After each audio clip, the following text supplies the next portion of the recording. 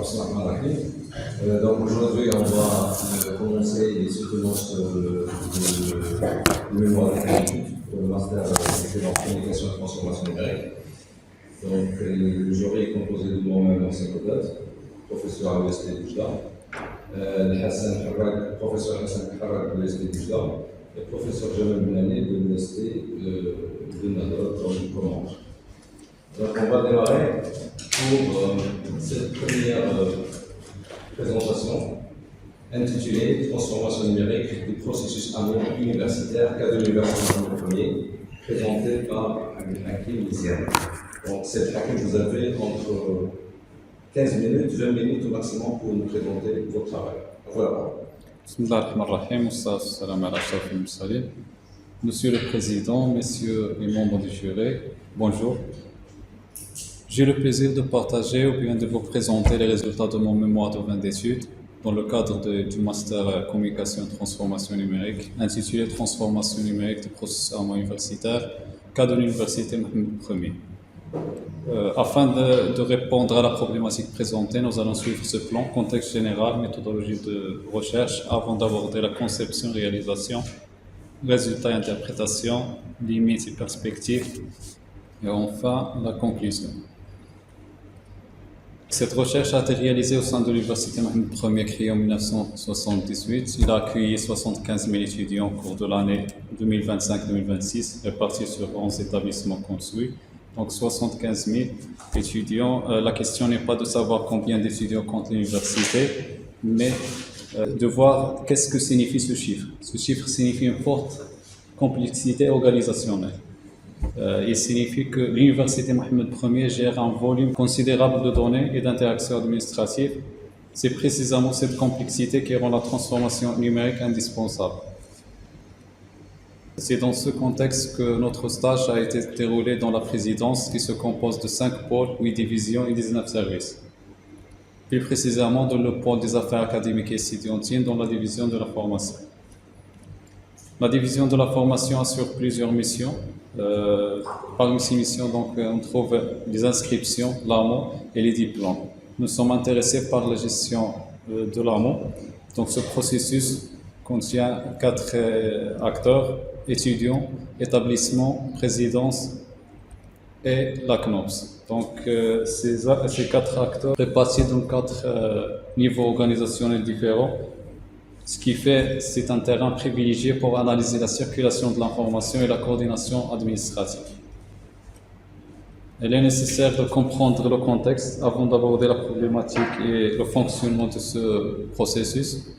Donc la transformation numérique aujourd'hui consiste en un levier essentiel pour moderniser les services administratifs et améliorer la gestion des données, mais aussi fluidifier la circulation de l'information. Le fonctionnement du processus amont reposait sur 4 étapes. L'étudiant demande l'amont, la présidence accuse la demande et la traite et on l'envoie à la CNOPS. La CNOPS traite cette demande et retourne des fichiers Excel à l'université et la présidence communique ces informations aux résultats et ces résultats aux établissements étudiants. Donc nous avons observé plusieurs limites ici, l'information centralisée au niveau de la présidence. Donc les établissements et les étudiants n'ont aucune visibilité sur les données et les retours CNOPS. Il y a une forte dépendance des étudiants vis-à-vis de la présidence. Il y a une absence d'indicateurs consolidés pour le pilotage. Donc ce constat ne provient pas uniquement de notre observation. Monsieur Mohamed Nadir est le responsable de l'amont au niveau de l'AFPN. Il a indiqué avant on n'avait aucune information amont sur, on ne connaissait pas les statuts ou les demandes d'immatriculation des étudiants. La problématique, donc, d'après les observations réalisées sur le terrain, une interrogation fondamentale s'est imposée. Donc, de quelle mesure la transformation numérique du processus amont universitaire améliore 3 dimensions, la gestion administrative, la circulation de l'information et le pilotage institutionnel. 2 objectifs ont été fixés pour répondre à cette problématique. La première consiste à analyser l'impact de la transformation numérique sur le processus amont, sur la gestion administrative. La deuxième, c'est l'examination de l'apport du dispositif numérique sur la circulation de l'information, la communication institutionnelle et le pilotage administratif. Donc sur le plan communicationnel et informationnel.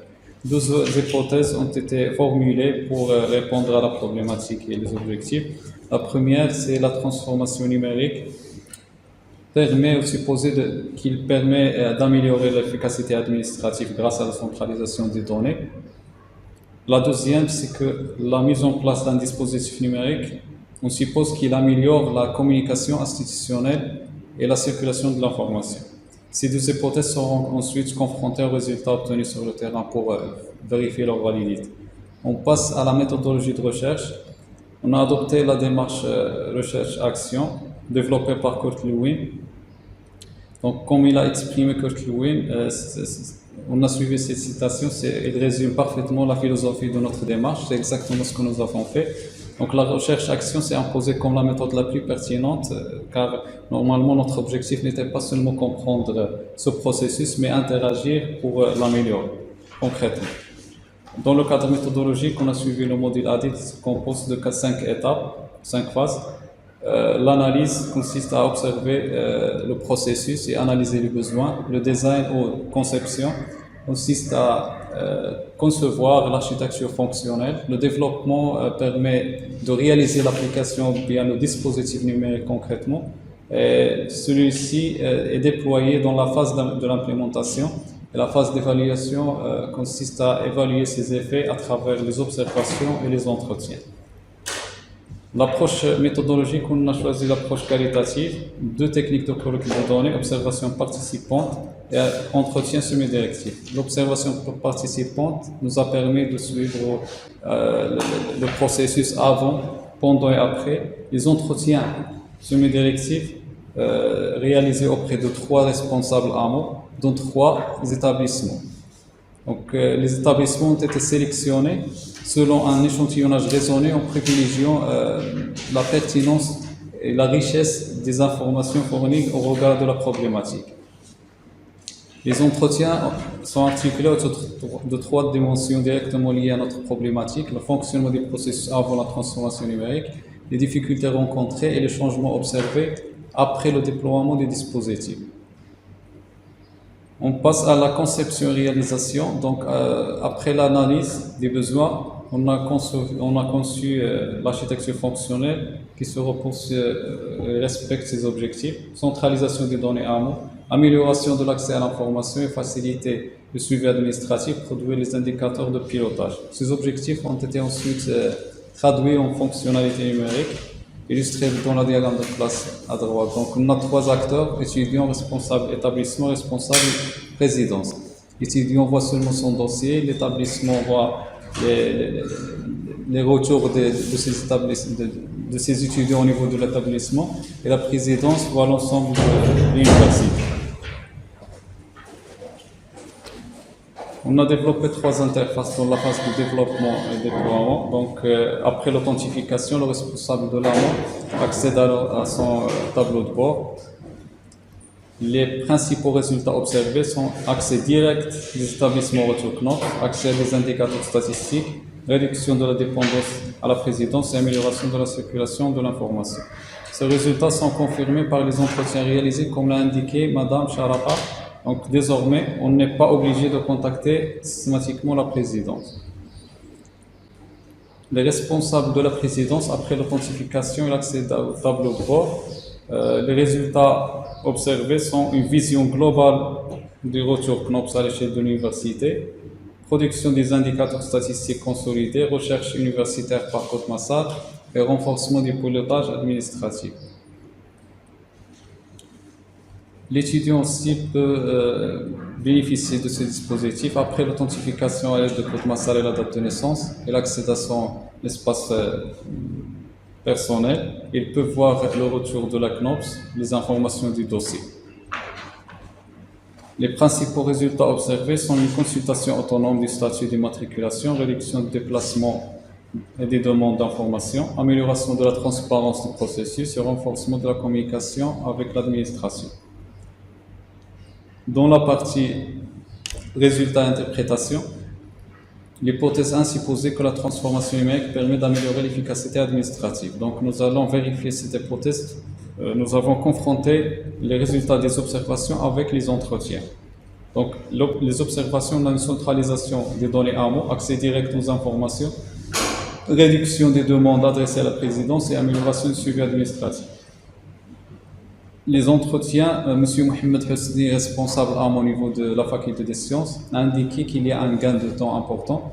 Et Mme Sharafat Souzani a indiqué qu'il y a une facilité du travail quotidien. Donc, l'ensemble de ces résultats permet donc de vérifier, confirmer et valider cette hypothèse. La deuxième hypothèse, c'est poser que la mise en place des dispositifs numériques permet d'améliorer la communication institutionnelle en facilitant la circulation de l'information. Donc, nous allons de nouveau confronter les observations avec les entretiens.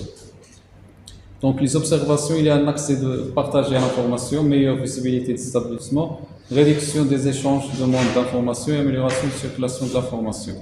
Les entretiens, M. Mohamed Nadiri a confirmé qu'il y a une visibilité complexe sur le retour et Mme Sharafat Souzani a indiqué qu'il n'est pas obligé de contacter systématiquement la présidence. Donc, l'ensemble de ces résultats permet de valider la deuxième hypothèse. La réponse à la problématique après la validation des hypothèses et l'analyse des résultats. Les résultats des recherches montrent que la transformation numérique a effectivement contribué à améliorer la gestion administrative, la circulation de l'information et le pilotage institutionnel. Donc cette amélioration s'est traduite par une meilleure centralisation des données, un accès direct à l'information et une réduction de la dépendance des établissements vis-à-vis de la présidence, ainsi que la mise à disposition des outils de pilotage. Dans la partie limites et perspectives, donc comme toute recherche, ce travail a des limites. La recherche est réalisée seulement sur un seul processus administratif AMO, ce qui on ne peut pas généraliser les résultats sur d'autres processus administratifs. Deuxièmement, la recherche repose sur un nombre limité de responsables AMO, ce qui est cohérent avec notre démarche qualitative. Enfin, sur le plan technique, il faut une interconnexion entre les systèmes d'information de l'université et de la CNOPS pour faire mise à jour et les retours CNOPS sur le champ. Perspective, dans la première perspective, les priorités, normalement, il faut automatiser les systèmes de l'université avec l'organisme de la CNOPS pour mise à jour les champs et le retour sur le champ. Et extenser le dispositif, ajouter d'autres modules, comme les bourses, les inscriptions par exemple, et il est nécessaire et pertinent d'enrichir les tableaux de bord par de nouveaux indicateurs décisionnels. Et la plus importante, c'est la généralisation de cette démarche de transformation numérique sur d'autres processus administratifs afin d'accompagner les processus administratifs à faire la transformation numérique. Pour conclure,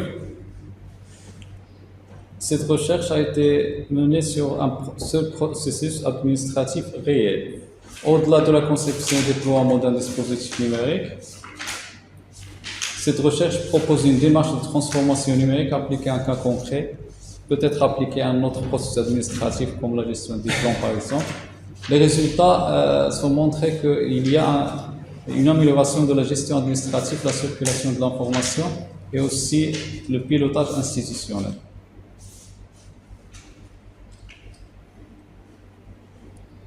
Les références et je vous remercie sincèrement pour votre attention. Merci M. Hakim pour la présentation. On va commencer la session des discussions. On va commencer par le professeur Farag Hassan. On peut le parler. Assalamu alaikum. Donc, je voudrais adresser les remerciements à professeur Cotard et professeur Benelli. Et après aussi, je voudrais bien exprimer une félicitation au candidat, M. Diane. Vous avez le droit et l'application pour l'équipe de travail pour le fonction d'un master. Donc, les conditions sont à votre travail. Donc, il faut savoir qu'il s'agit d'un travail pour obtenir un master et pas pour obtenir un doctorat. Et vous n'avez pas de réviser un thèse doctoral. Ok, au cours de laquelle vous êtes obligé de rédiger plusieurs pages et s'approfondir de votre recherche pour obtenir des des résultats convaincants, etc. Et même question de travail bien fait académiquement et scientifiquement. C'est pas dans un traitement, mais c'est une initiation. Okay? Donc, pour apprendre les outils de la recherche scientifique, comment s'habituer à ce stade, à cette phase scientifique et académique. Donc, bien sûr, on va terminer notre session avec laisser la parole 2 minutes à Abdelhakim pour répondre à l'ensemble des interrogations. Alice. Je vous remercie sincèrement pour les remarques enrichissantes. Je vais m'engager pour les corriger. Par rapport à votre question, monsieur, vous avez demandé pourquoi j'ai utilisé Meurice au lieu de Meurice. Parce que Meurice, c'est une méthode de conception. Et ADI, c'est une démarche de conduite de projet. Donc, notre travail ne consiste pas à une application technique, mais à une démarche complète de transformation numérique. C'est pour ça que j'ai utilisé ADI. Par rapport à la question suivante, l'eau. Quoi signifie l'eau? L'eau, c'est un regroupement d'étudiants. Normalement, sur la présidence, on envoie des étudiants par mois. Les étudiants qui s'inscrivent et qui posent des demandes selon le mois, et on envoie ces étudiants au mois prochain, donc une seule fois par mois. C'est pour cela qu'on appelle ça l'eau. Par rapport à la question suivante, l'indicateur le plus pertinent, à mon avis, c'est l'indicateur de combien de rejets on a. Lorsqu'on envoie des étudiants à la CNOPS fait des traitements, il accepte des étudiants, il donne la couverture médicale à des étudiants, il refuse certains étudiants. Donc si on développe un indicateur qui affiche le nombre de personnes qui ont refusé, pourquoi? Parce qu'il envoie à la CNOPS la cause, c'est pertinent pour augmenter le nombre des immatriculés au niveau de l'université. Par rapport à la troisième question, si vous pouvez, monsieur, reformuler la question.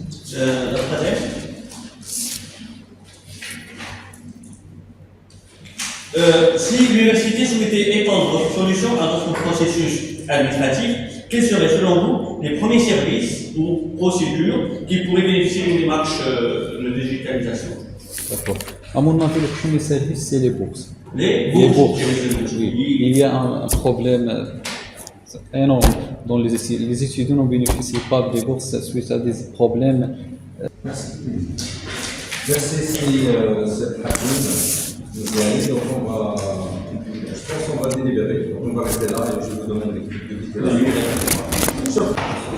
De jury, et j'ai le plaisir d'annoncer que le candidat Abdelhakim Ziani, qui a soutenu son sujet de mémoire de fin d'études intitulé Transformation numérique de processus assurance maladie obligatoire universitaire, cas de l'Université Mohamed Ier, a su répondre de manière satisfaisante à l'ensemble des questions et des interrogations de jury, faisant preuve de maîtrise de son sujet, de rigueur scientifique et de clarté de ses explications. Après délibération, le jury a décidé de lui attribuer la mention très bien.